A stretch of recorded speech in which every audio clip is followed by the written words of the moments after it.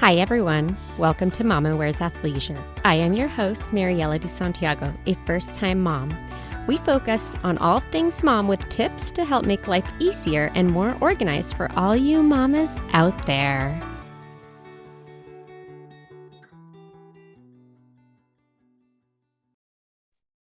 Hi, everyone. Today I'm here with Sarah and Rachel from Night and Day San Diego, and we are going to talk about nursing and helping to build that supply that we often talk about and stress about and think about and you name it. I'm Sarah. I founded the company in 2008, so 15 years ago. I started off as a birth doula and I became increasingly interested in postpartum care. I got trained as a postpartum doula, then became licensed as a midwife, and then circled around and became an IBCLC last year.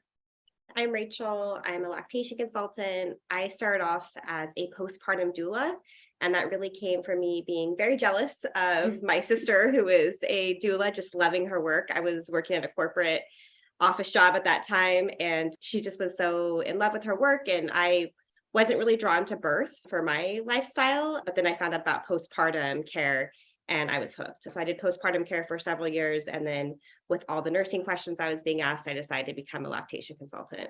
And now we have a little team as well. So we have a couple, 6 total. We have 2 postpartum doulas, a few lactation consultants on the team, and I'm the birth doula. Yep.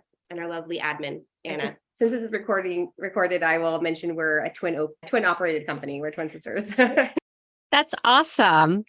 So it's nice that you've been able to expand. First of all, I don't know that I knew what doulas did before I had my son, but I definitely did not know what doulas did or that there was an option for postpartum until I had an episode. And that's so awesome. If we have another, I definitely would like to go that route and have that support postpartum. It's so needed. And a postpartum doula can really help plug families into all different resources. Like if you're struggling with lactation care, they can help you find a lactation consultant. They really help ease that transition of bringing baby home. I feel like a lot of people prepare for birth, but they forget to prepare for postpartum. And postpartum is really the longest chunk of time that you're going to have. The birth is relatively short, but the postpartum period can be so intense and such a big part of your experience.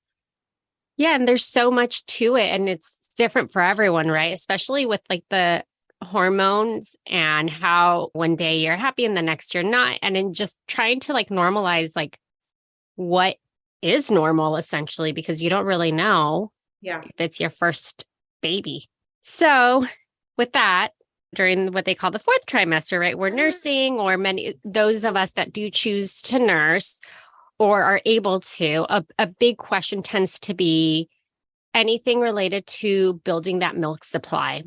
Right. So with that, what are some things, what helps build that milk supply? Like how do we get it so that it stays consistent? Yeah, the most important thing is just emptying the breast. So whether that's expressing milk through breastfeeding or pumping, when we empty the breast of the milk that's there, the body says, oh, we need to make more.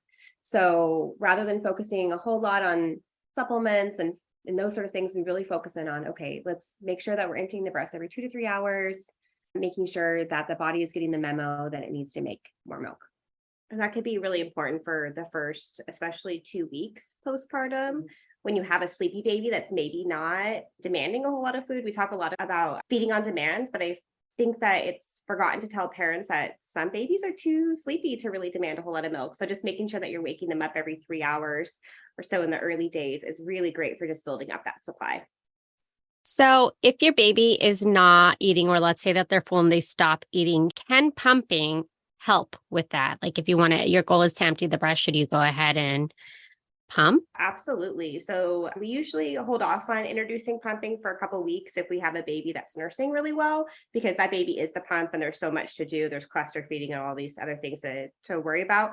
But if we don't have a scenario where we have a baby breastfeeding well for whatever reason, maybe the baby's in the NICU, or maybe they just don't nurse well, or maybe we have a baby that's nursing okay, but we need some help, that's where the pump can be really helpful to help us build up that supply. So it's definitely a great tool if needed. What are some things and factors that can impact or lower that supply? And I know that you mentioned with making sure that baby is woken up if they tend to be pretty sleepy so that they are nursing.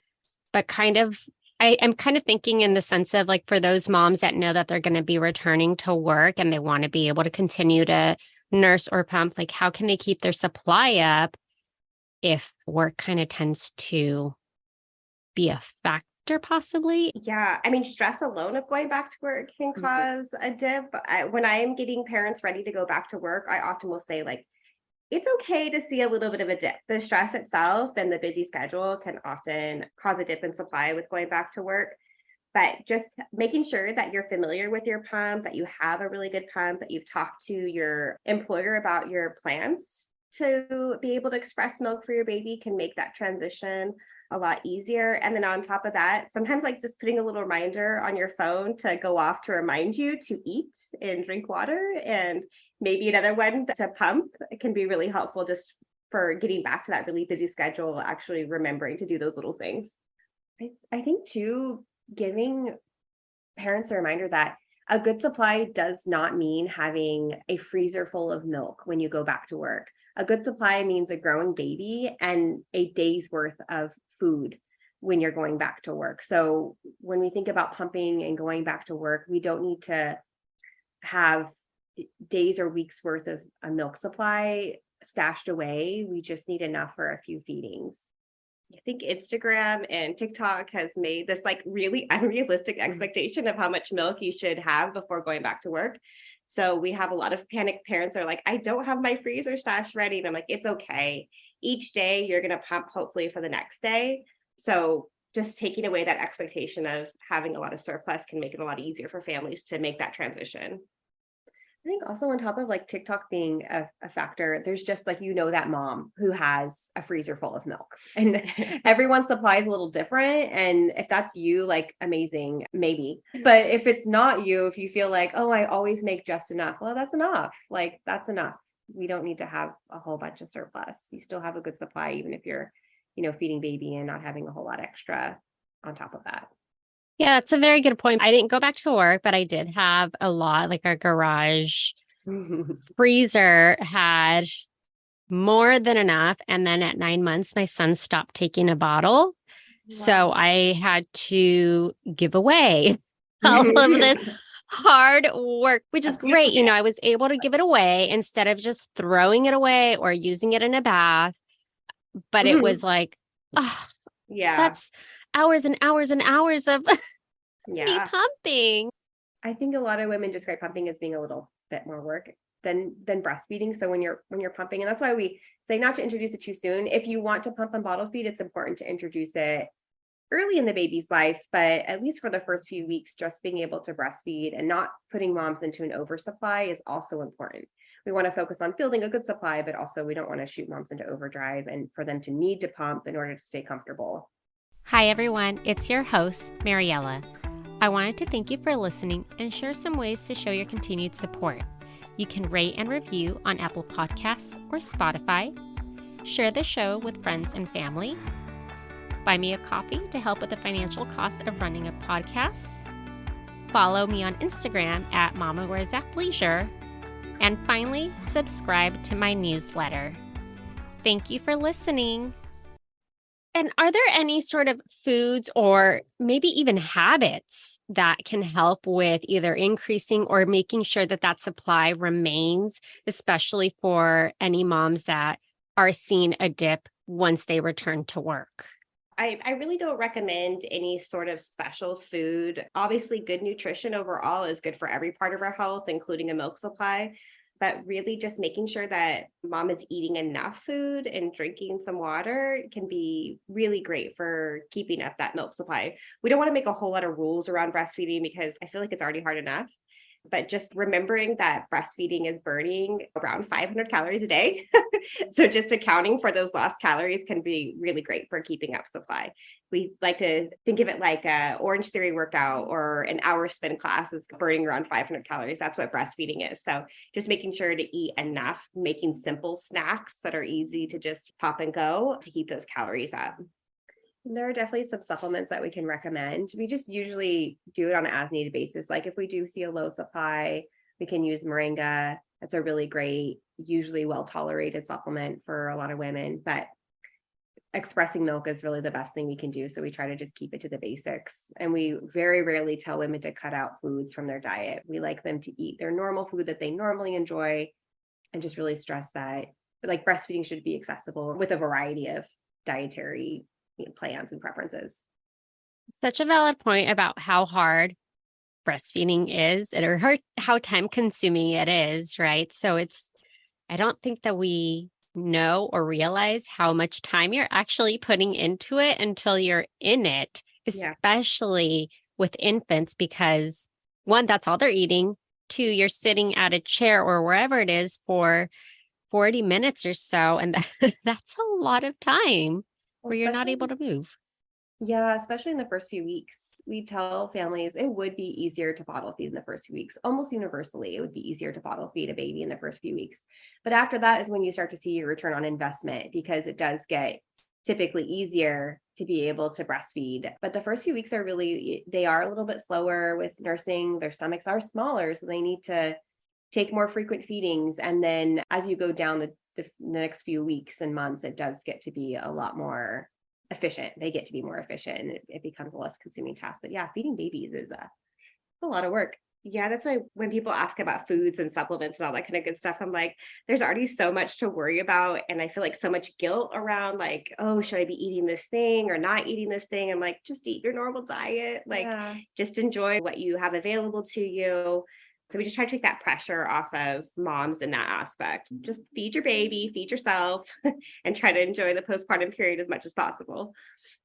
Well, and feeding baby doesn't get easier after they start eating solids. So it's just A as whole time other topic. consuming, but now you're in the kitchen instead of on a chair. Yep. Yep. Well, do you have any other tips, suggestions, or recommendations?